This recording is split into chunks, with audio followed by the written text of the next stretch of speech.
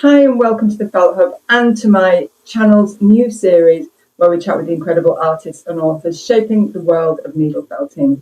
Today I am absolutely delighted to be joined by Rachel Austin from The Wishing Shed. Rachel is a self-taught artist and a lifelong maker whose love for nature and animals shines through her beautifully detailed felted creations. From a cosy studio in the Gloucestershire countryside, she has inspired thousands of crafters worldwide with her charming designs, accessible tutorials, and a really engaging teaching style. But her book, Needle Felting Miniature Animals, is a must-have for anyone looking to create detailed animals with personality. It's packed with step-by-step instructions and stunning projects to help needle felters bring their own tiny creatures to life. All of the links that I will be discussing today will be down in the description, so you can order Rachel's book, you can go along and watch her tutorials via all the links that I will pop down below. And of course, we will be talking about the Sleeping Bunny tutorial.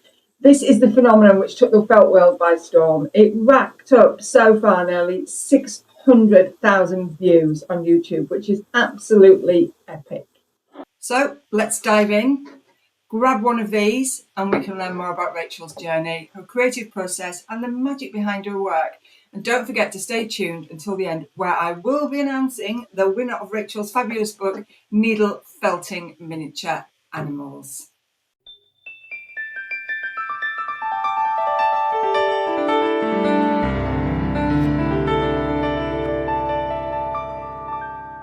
Hi Rachel, so lovely to have you here. Thanks again so much. I'm really excited to see what you've got in store for us today. Oh, thanks so much, Sandy. It's lovely to see you, and thank you for inviting me to talk with you, and I'm looking forward to chatting. So Rachel, before we get into the questions, what are you going to be showing us how to make today? Well, I thought it would be fun to do, so if there's any beginners watching, to make a little patchwork quilt, just a little 2D project. Excellent. I'm looking forward to this. And what would you use? What would you use this sort of quilt for? Would that be an accessory? Yeah. So I've actually made a little bed here out of some driftwood. So I thought gorgeous. That would be quite good to decorate that. Really. So brilliant. That's lovely. And what was the little animal you had there? That's just a little mouse. Can you bring that closer to the camera so we can have a look? Oh, look at that. Are you felting onto a piece of felt? So sorry, this is just wool felt fabric. Yep. And I've just measured it 8 by 8 centimetres and just going to do some little squares on it. Brilliant. So if anyone wants to felt along, you can grab your felting stash now and felt along with us. So Rachel, I'm going to get into the questions. So I'm going to start about your journey into needle felting. Sort of how did you first discover needle felting? What drew you to it as an art form? Because I know you've always been creative and you've done a lot of different things prior to needle felting. So what was the attraction with that? I actually was introduced to it by a lady who I met at a craft fair around sort of 12 years ago, and she was selling these wet felted purses, beautiful purses, and I just thought they were so lovely. And she said, "Oh, you can needle felt, you can make anything with wool." And I was kind of, oh. And she actually became a good friend of mine after. So hi Jen, if you're watching. She gave me a bag of wool and some needles, and I went home and just had a go. I had a look online to see what it was all about, and it was quite new back then, so it wasn't really well known, but there was some amazing artists online. There was, I think I saw Hannah Styles. She's done some beautiful animals, and I remember seeing a rabbit, I think she did, and I was like, oh, I've got to try and make something like this because it was just so beautiful. And I jumped straight in and thought, I'm going to make a dragon. I'm going to go for it. And brave move. That was a mistake. I just found it very difficult, and I didn't know what I was doing. I had the wrong wool, and I said, I can't do this. So I gave up. I gave up the idea, and then I don't know. The universe is funny, isn't it? I think it guides you if you meant to do something or you've got passion for something, guides you back to it. And I remember I was on YouTube and I saw a tutorial by Sarafina. Yes, So Seraphine, she's of course, great. yes. Her videos are brilliant. I would highly recommend if you're. They are. her. If you and it's a complete. If you're used to needle felting without wire, it is a completely different way of felting. So you have to adapt to that. This is a Fox, and it's a much softer way of felting. Try Seraphina's because they are absolutely. She's got so much going on there, though. She's got some fantastic tutorials, and she's been around forever. Yes, she has. She's a great teacher, and so then watching her, and I thought, I've been doing this wrong. I'm using the wrong wool, and so I did buy some wool from her. This was going back 12 years, because she was quite new back then as well. She only had a few videos out because it wasn't really well known back then. No, there was only a few of us. No. You must have probably started around the same time as I did, or before. I'm not quite sure. I was 2013 when I discovered needle felting, and like you, I'd seen wet felting to start with, and I'd had a go at that, and then just looked at some YouTube tutorials and thought, wow, what's this? It does draw you in, doesn't it? It's and then I just then after that I did some more basic things. I could make a little penguin and a couple little brooches, and then I don't know about you, but then I was hooked then, and I was just like, I want to make everything. So it is a great art form. And the table starts to fill up very quickly, doesn't it, with all these little needle felted creations. I mean, I started with cookie cutters. You're cutting that bit out, maybe not.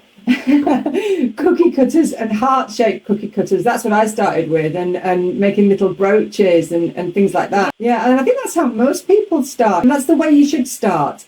It's important to note that you shouldn't try and be too ambitious. You should allow yourself to be a beginner and take it slowly. Exactly. And it's Karen from Celestine and the Hair was saying that we would never expect to sit at a piano and create a symphony in an hour, yet we expect to do it when we sit down to needle felt or make something, and it just doesn't work like that. And you lose the joy. Where would the joy be? There'd be no joy in the making if all of a sudden it was just there and done. Why would we bother in the first place if we could just do it? It can be overwhelming. I tried doing that dragon first of all, and it put me off. And that's because you want to jump in, and I think you see what everyone else is making, and you want to do that as well. But I think if you take a step back, and then maybe some people can just jump straight in and create these amazing things straight away, but it didn't work that way for me. I think it's very few and far between, and it's usually if you've been making other things for quite some time, so you've been knitting or sculpting or painting. But if you've never made anything before, then the chances of you starting your first project being a masterpiece are pretty slim. And that's not where you should be starting, because like I say, you're overwhelming yourself, and you need to just take it slowly and enjoy the process. And every project you will learn something. So what can you just show us what you're doing there then, Rachel? Can you just lift that up a little bit so we can see it closer to the camera?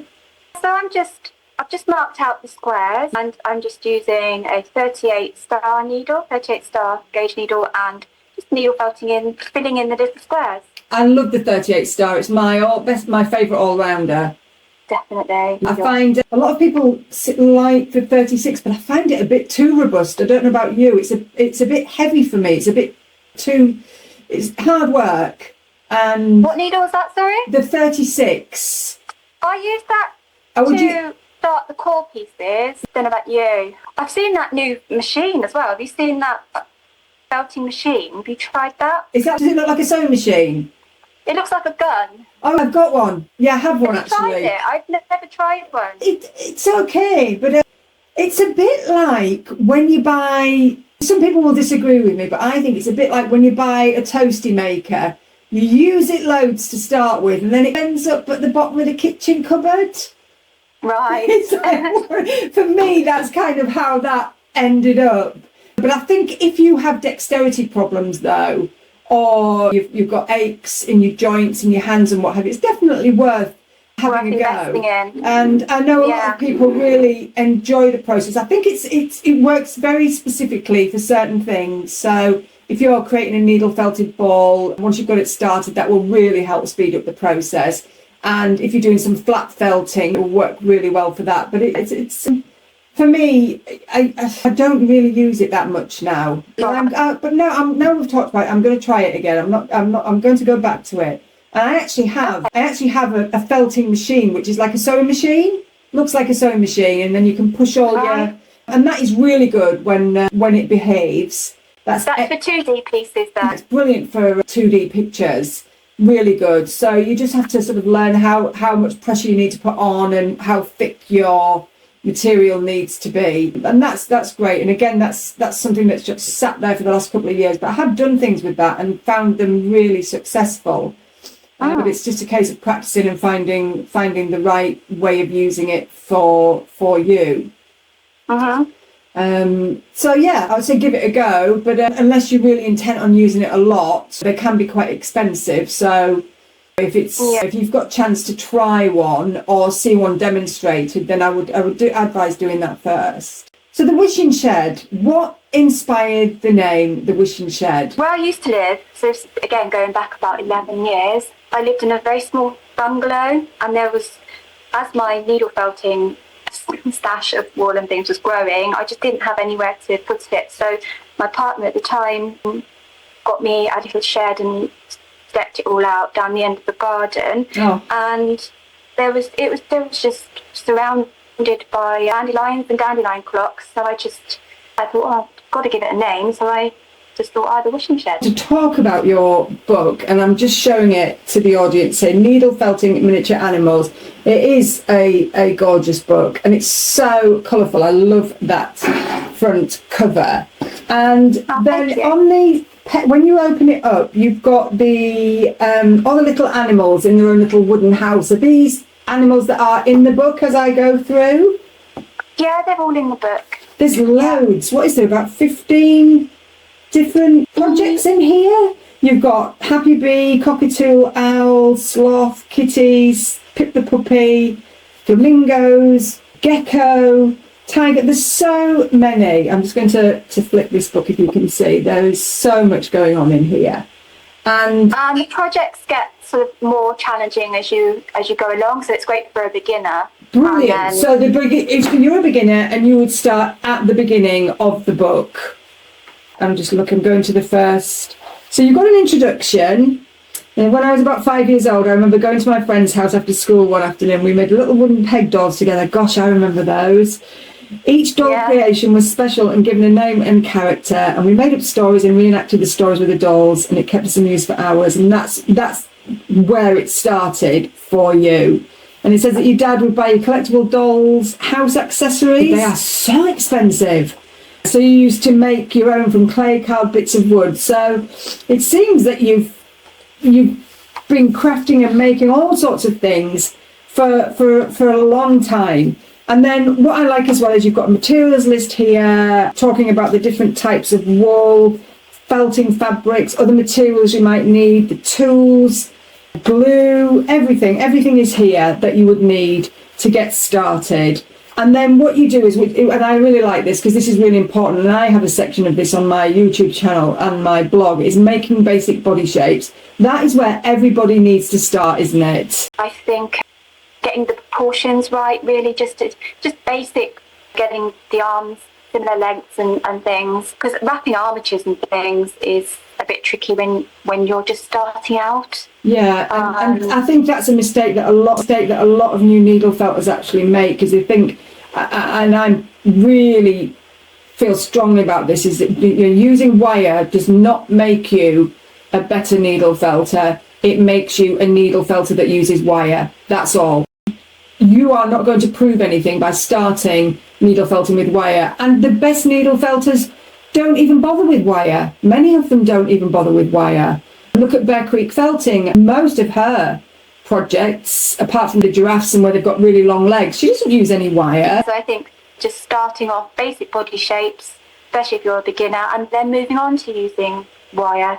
If you want to, there's no need for it. And I think as well, you have to learn with the basic shapes. You're learning about how the wool works, how it felts together. You're learning about needles. So it's like your first page of the book is making the core shapes and finding out how that wool works, finding out what wool you like. It's, if you can, when you're ordering wool, try and get a sample sheet, because a lot of places do sample sheets of wool now as well. So with the colour range or... Yeah, because that's it. What you're saying there, I think, is finding out what works for you as well, because what some wool works for some people, they might prefer using a different type. So, but I do think the carded wools are definitely for 3D sculptures, but it is sort of going for what works for you with materials and tools. It is, and to be fair, I started doing my 3D sculptures and my kits with wool tops, but it does matter what wool tops you use. So I would be using Shetland wool tops, and I would use Jacob. So for example, this hair here, this is a Shetland wool top, and another one up there is a Shetland carded wool. And they look the same. So it's because the Shetland wool has a higher micron count. So it's a thicker wool. The fibres are thicker, and so it felt really beautifully. But if you then go to a merino, you're going to have a completely different experience, and you're going to be there felting for a long time, and then you're going to end up with a lot of needle marks, and it becomes very frustrating. So if you're going to use a wool top, get a coarse wool top. There's nothing to say you can't do that, and I've done that with so many projects. I've used carded wool and wool tops. So don't be too sniffy about what wool you use. Just use what works. In case you're wondering why I'm kind of doing this a bit sporadically, it's because I'm trying to get the light colours and the dark colours so they're not all together. Yes. So I'm using all my off bits of wool, so I'm just kind of trying to think, not put too many dark colours together, and so putting lights next to darks. I'm doing. No, I can see that. It's coming along nicely. And you're using carded wool there? I'm using carded Corriedale. I like carded Corriedale. Yeah, I do. So you live now, you're in the Gloucestershire countryside, is that right? Yeah. So how do you get out? How does nature sort of play a role in what you needle felt? Because there's the theme with there's a lot of woodland themes going on with your animals. How does that play a role? Very much, really, because I'm originally from London, and I often think if I was still living there, would I be felting? Well, I don't think I would, because I think your surroundings play an important role. If you're a creative as well, I think getting out in nature and being relaxed and being happy in your home, your surroundings, helps when you're trying to be creative. I live in the middle of a forest, so go for some lovely walks, and there'll be like these big old twisty trees, and then the inner child in me will be like, I wonder if fairies live there, and then the next minute I'm needle felting fairies. So, and all the colours in the seasons and everything, it's very visual, so it definitely does inspire to be creative. And do you find that you come home with things that you've picked up on your walks? All the time. Yeah. I live by the docks, and then so literally by the river, and the driftwood and everything. You just go down, and there's all these different bits of wood and acorn caps you can just go and collect and things like that, which you can incorporate. So this little bed was made out of just some bits of driftwood down by the river. Really? Show us that again. Let's have a look. Oh, gorgeous. And that's where, so the little mouse is going to go in there, and then that's the little blanket that you're going to put on top. So when you're needle felting the miniature animals, people often struggle with the fine details. Do you have any top tips to help people get over that? I would just say less is more, definitely, with the wool, and just take your time with it, and just trying to get things symmetrical, really. It doesn't have to be perfect, but as symmetrical as you can. Less wool, and just taking the time, really. I think time is the thing, isn't it? Because fine details, I mean, less is more. And then even less than that, I always say. Whatever you're using, less, and then a bit less than that. So, and practice the basics. I think I always go back to basics. I don't know about you, but I quite often go back to basics because it's easy to forget. Yeah, and then just adding on little things to give them more character. So just like you could add in some more little like eyelashes or a few more extra whiskers or little paw pads, just little things to make them special. Like. Totally agree. And then what is in the book, there's quite a lot of projects. Do you have a favourite one in the book? I think the fox. There's a little fox in there, and he's quite sweet because he's actually based on one of the foxes that was one of the first things that I sort of came up with years ago. So I think he's kind of got a special place in my heart. But I'm just showing this fox. It is absolutely gorgeous, to be honest. I love that you've got the templates in this book as well. So you've got a size guide there, which is brilliant, and I think it's really important. I know on all my patterns I have a size guide for everything wherever possible, and I also love that you do size guides, you do a side view, and then you do a front view as well, which is really, really helpful. Oh look, I love this. A little walrus. Look at a little walrus with the teeth. Absolutely gorgeous. That is so lovely. So that's brilliant that this goes from beginner, and then as you build up your skills, I'm assuming, as you build your skills, then you move on to the next project, and eventually you'll end up at the end of the book. And then also, this isn't the only book you've done though, is it? You've done quite a few books by the looks of things. Books. You've done quite a few books. I wanted to do more, but I did intend on doing some more, but then one thing and another, and Amazon rising print costs and everything, I may do a couple more, but I've kind of put them on hold, to be honest with you. I was going to do, because I've done Needle Felt in Winter as well. That was the one I first saw of yours. Was that your first book? It was. Yeah, over 20 projects to make Needle Felt in Winter. It's cute. I'll pop, all the links will be in the description below to your website and Etsy, because you've got a lovely Etsy shop and you've got so many patterns.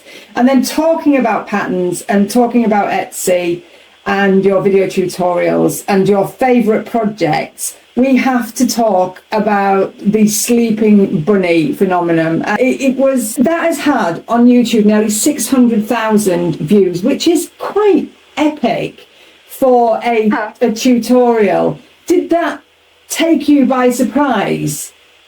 Oh, it really did. I wasn't expecting that at all, and so chuffed that people are enjoying it, and still getting messages now saying that they're enjoying it. So that's great. And did that take off quickly, or was it sort of a slow burn and then suddenly it shot up? That one took off quite quick, to be honest with you. I just think it's quite, for a beginner, there's no armature in it, so it's straightforward to make, and who doesn't want a sleeping baby bunny in their life? Exactly. I mean, you don't like life, do you, if you don't want a sleeping bunny? It's an absolutely adorable project, and I've seen them everywhere. Everyone, I would say most needle felters have seen the sleeping bunny and probably don't know where it originated from because there's so many of them now. It's built up its own little legend. But it is absolutely gorgeous. It's such a beautiful project, and 600,000 views is just incredible. Thank you. Some needle felters say they're completely self-taught and things like that, and don't watch tutorials, and you've got to do it your own way. And that's great if that's the case, then they don't watch tutorials. But I think if I'm wanting to learn something, first for anything really, the first place I go to is YouTube. I think it's a great resource, and not everyone can pick things up straight away. No. If it wasn't for Sarafina, I don't think I would have carried on with needle felting. So I do think that tutorials are important. Even if you pick up one or two tips that are usful and nothing else, then that's all good. There's nothing wrong with taking inspiration from other artists. Why are their tutorials and videos out there otherwise? I think it's a great thing to take inspiration from others, and we have to take inspiration from others because that's what surrounds us. That is our inspiration. And Yeah. yes, you can then come up with your own ideas, but it doesn't matter if you don't. It doesn't matter. And as long as people ask me, am I okay to sell your designs? Of course you are. Tell people where you got the idea from, send them my way. That's lovely, but I don't mind. And there's room for all of us when it comes to crafts and when it comes to needle felting. There is room for everyone within this craft community. And most needle felters, I would say, are on board with that. Most crafters are. Yeah, they are. It is a great community, to be fair, and very supportive. And So how do you find your community sort of changed once the Sleeping Bunny sort of became such a hit? Then you must have your Facebook or your social media, your Etsy, your website.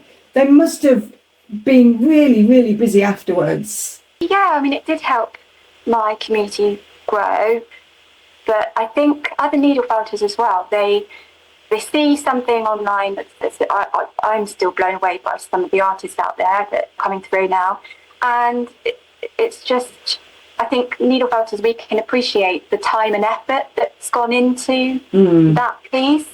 So it is just a great community to be part of. And what do you get from community yourself then, Rachel? How does that help you? I think, just to be able to share and all just connect, really. For me, it's about connecting and creativity, and we're all just sharing and following the same sort of path.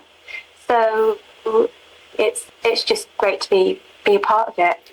And what about using crafts as therapy then? Because this is a really important topic for me, and I think it's so important. How do you find crafts as a therapy in your own life? Gosh, I think I would have gone round the twist if I didn't do some sort of crafting. I think it's like going out for a walk, isn't it? As well, though, it's just helps clear your mind. I think if you're just focusing on something else, and it relaxes you, and it definitely is therapeutic. Absolutely, totally agree. So For me. I just going on from the needle felting then, you do a lot of sewing and you have the most amazing sewing projects and patterns. So did the sewing come before the felting? Oh no, so it's always been needle felting for me. I only started sewing around sort of 3 years ago, I think, 4 years ago. Really? So it's fairly new. But I think the needle felting definitely helps my sewing, because the sewing can be, especially trying to get the fabric to go the way I want it to go, can be frustrating. So I'll tend to sometimes needle felt what I want to sew, and then I can sort of figure out how the fabric needs to be cut, so that when you stitch it and turn it, it's a 3D animal or 3D shape. So the needle felting definitely helps with the sewing. And your sewing patterns they're absolutely gorgeous, but you can't beat an accessory, can you, when you're needle felted animals? No, so they definitely complement each other. The little hand stitched outfits and things. Because Rachel is so modest, I am just taking a moment here to let you have a brief interlude and enjoy all of her amazing sewing projects, but especially the music that she composed, wrote and played herself. Enjoy for a moment.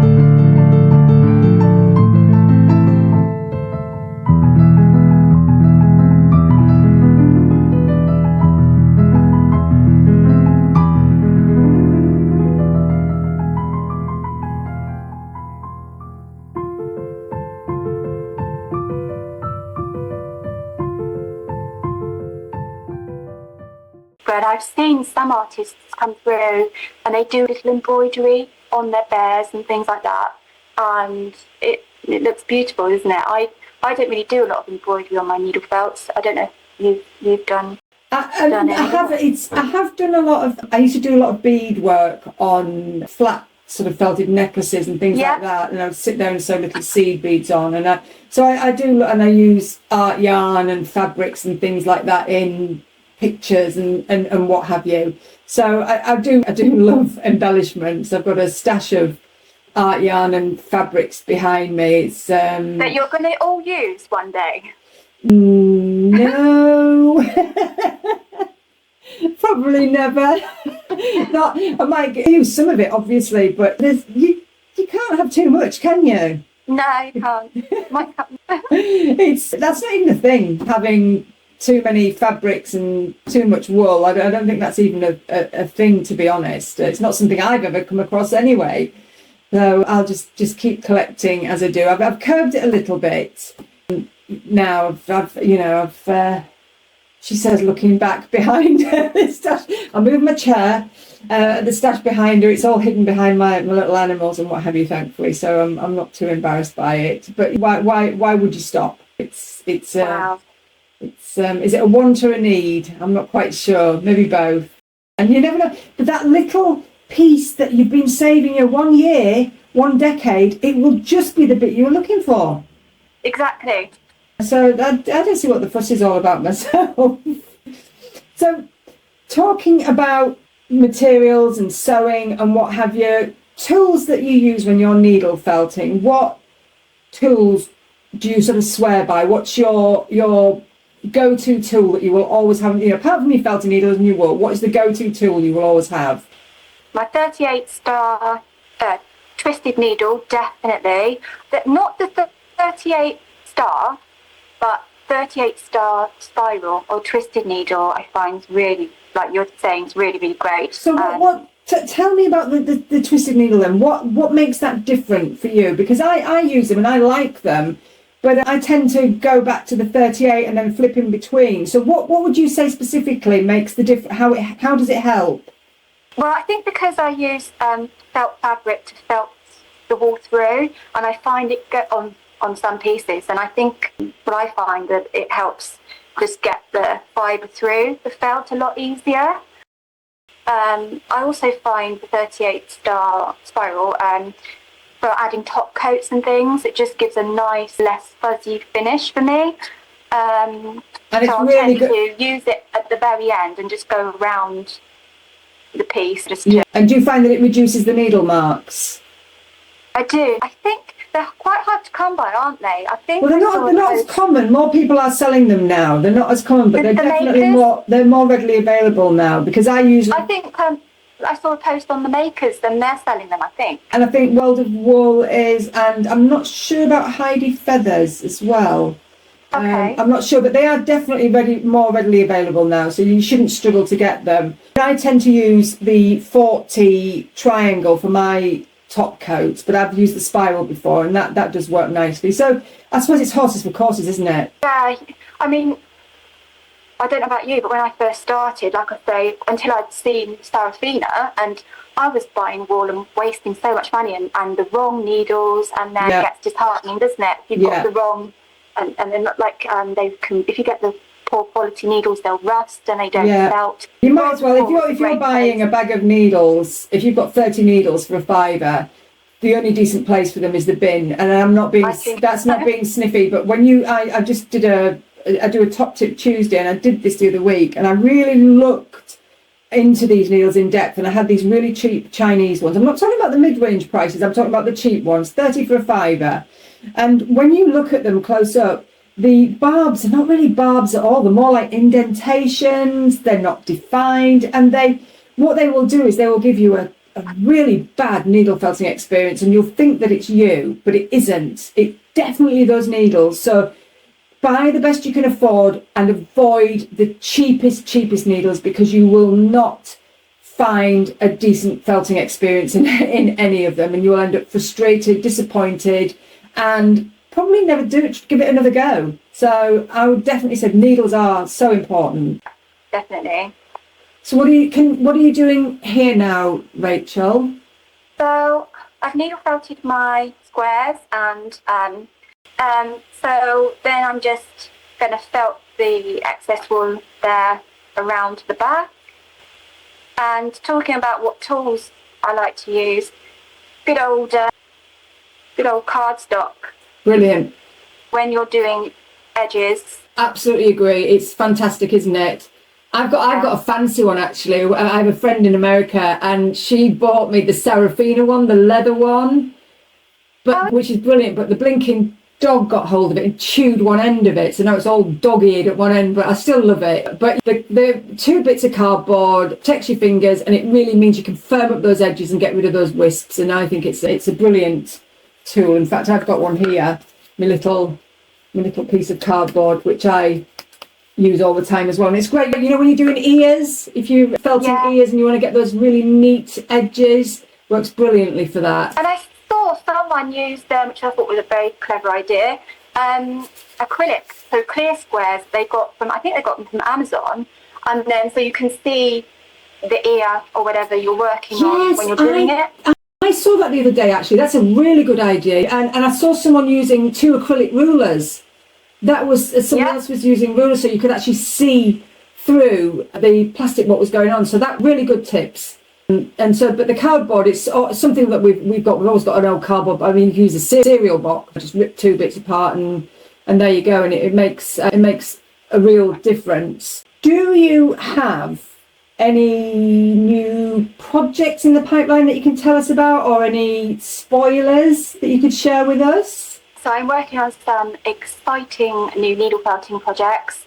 I've got a couple more sewing things I've got to get out of the way, but then I'm going to be focusing solely on needle felting then for the rest of this year. And because I'm also working on a new sort of short film, so I'm really excited about that, because I'm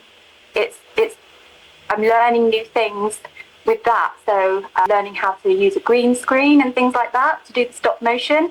So, yes, I've seen some of your stop motion. It's lovely, and also you have these lovely scenes that you set up with dioramas. And what I wanted to talk to you about was you're a musician, aren't you?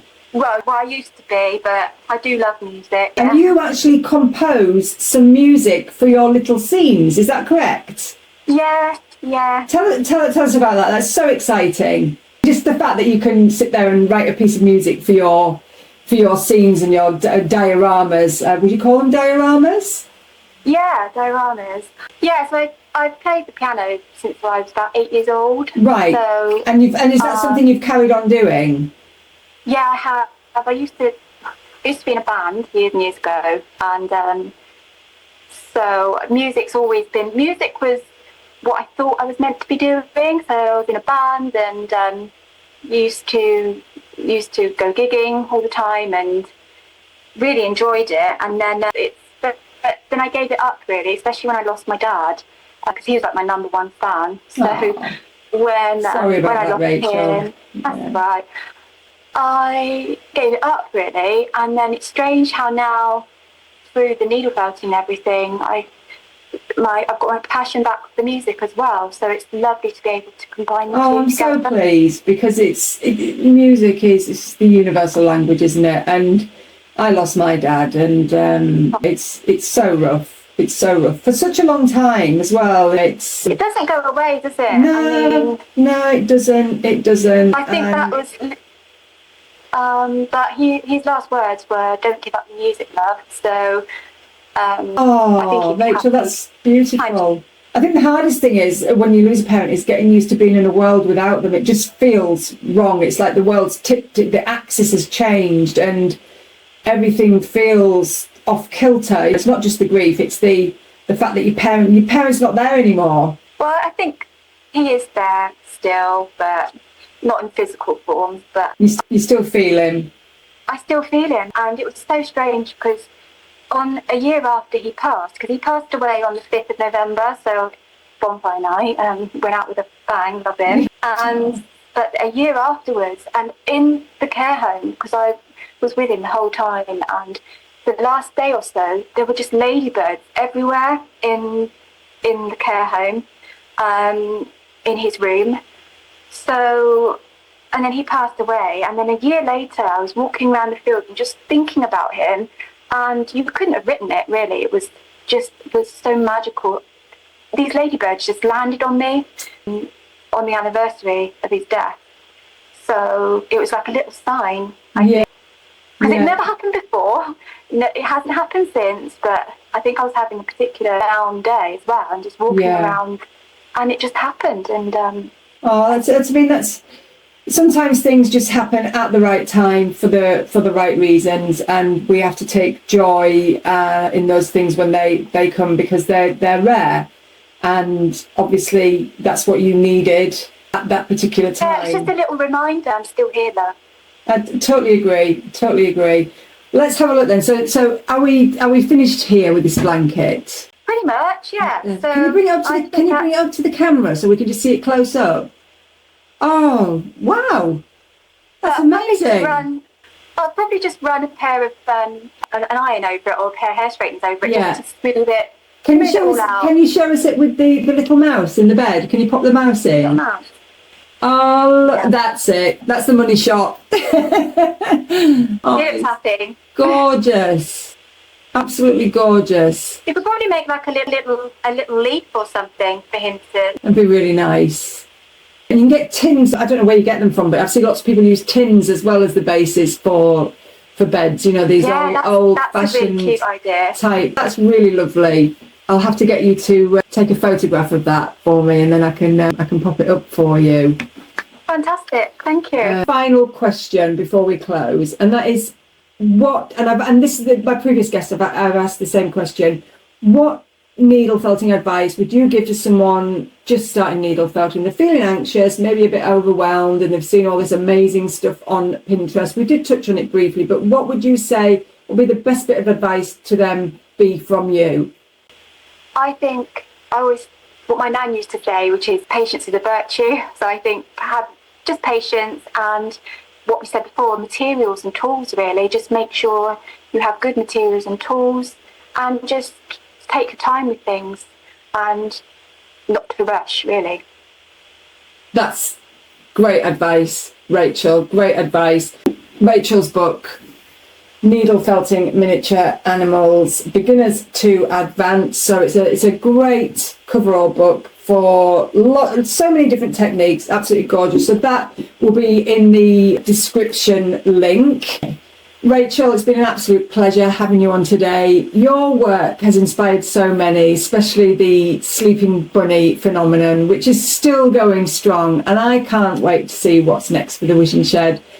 For those watching, if you're feeling inspired, be sure to check out Rachel's book, Needle Felting Miniature Animals, and give her Sleeping Baby Bunny tutorial a go. Trust me, you will love it. Thank you so much, Sandy, for inviting me to be part of these interviews, and I look forward to seeing everyone else's. Well, you can find all of Rachel's links down below, so you can find the links for her patterns and website, and I'll be announcing the book winner in just a moment. But don't forget to like, subscribe, stay tuned for more fascinating chats with our talented artists. And Rachel, thank you again, and happy felting, everyone.